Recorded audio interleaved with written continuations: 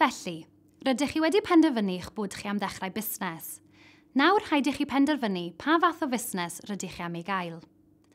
Os nad ydych chi wedi meddwl am syniad eto, ac os nad ydych chi'n gwybod yn union beth rydych chi am ei wneud, mae'n siŵr eich bod chi'n meddwl lle i ddechrau.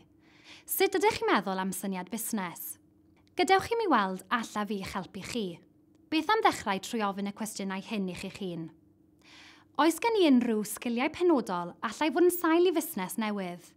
Enghraifft, os ydych chi'n dda am goginio, efallai byddech chi'n ystyried dechrau busnes arlwyo ar gyfer achlasuron arbennig.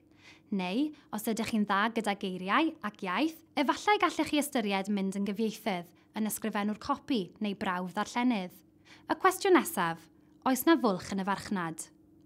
Mewn sector diwydiant rydych chi'n gyfarwydd ag efallai, neu ar gyfer adran benodol o'r gymuned. Enghraifft, efallai bod prinder pobl sy'n cadw llyfrau, arlwywyr, gweinyddesau, garddwyr, arddurwyr neu bobl sy'n mynd â chwn am dro yn eich ardal. Allai hynny fod yn rhywbeth i chi feddwl amdano. Cwestiwn da arall i ofyn ydy, oes gen i hobi allai gael ei droi'n fusnes proffidiol? Efallai eich bod wrth eich bodd yn beicio ac y gallech gynnig hyfforddiant sgiliau beicio a theithiau tywys ar feic. Neu, efallai eich bod yn mwynhau ffotograffiaeth ac y gallech sefydlu busnes ffotograffiaeth arbenigol.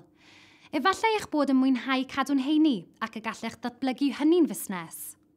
Neu, efallai eich bod yn dda am wneud celf a chrefft ac y gallech wneud cardiau cyfarch neu anrhegion a llaw.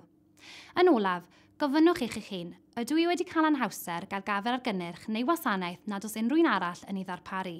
Enghraifft, efallai eich bod wedi cael anhawster prynu cynnyrch naturiol neu organig i ofalu am y croen, ac oherwydd hyn, gallech ystyried cael gafer ar y math yma o gynnyrch a'i werthu ar y we.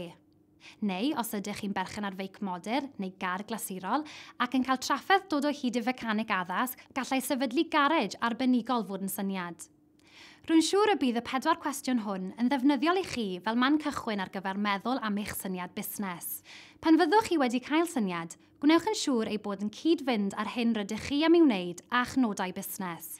Wedi'r cyfan, rydych chi'n mynd i fod yn treulio llawer o amser yn gweithio ar eich busnes, felly rhaid iddo fod yn rhywbeth rydych chi'n mwynhau i'w wneud neu'n frwdfrydig drosto. Pob lwc.